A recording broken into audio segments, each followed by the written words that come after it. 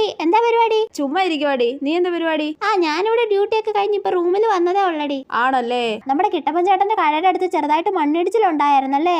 എപ്പോഴായിരുന്നടി? നീ അത് അറിഞ്ഞില്ലേ? ഇവിടെ ഇരിക്കുന്നു, ഞാനത് അറിഞ്ഞല്ലോ. ആരോ പറയുന്ന കേട്ടായിരുന്നടി. എന്നാൽ ഇവിടുത്തെ എങ്ങനെ അറിഞ്ഞു? ന്യൂസിലുണ്ടായിരുന്നു. എടി, നമ്മുടെ 10ാം ക്ലാസ്സിൽ പഠിച്ച ശ്രുതിയുടെ കല്യാണം കഴിഞ്ഞല്ലേ? ഏത് ശ്രുതിയാടി? 2 ശ്രുതി ഇല്ലായിരുന്നോ? എടി, ആ പഠിപ്പി ശ്രുതി. അവളോ? ചേടാ, അപ്പൊ ഇതൊന്നും നീ അറിഞ്ഞില്ലേ? ഫോട്ടോ കിട്ടിട്ടുണ്ട്, ഞാനത് അയച്ചു തരാം. എന്നാൽ ഇവിടെ ഇതൊക്കെ എങ്ങനെ അറിയുന്നു? ഇന്നായിരുന്നോടി കല്യാണം? കല്യാണം കഴിഞ്ഞിട്ട് 1 വീക്ക് ആയിടി. നമ്മുടെ ടൗണിൽ പുതിയ ഷോപ്പിംഗ് മാൾ വരുന്നുണ്ടല്ലേടി? ഷോപ്പിംഗ് മാളോ? ചേടാ, നീ ആ നാട്ടിലുണ്ടായിട്ട് നീ ഇതുവരെ ഒന്നും അറിഞ്ഞില്ലേ? ഞാനൊന്നും അറിയുന്നില്ലെന്ന് അവള് വിചാരിക്കണ്ട. അറിഞ്ഞ പോലെ അഭിനയിക്കാം. Shopping mall.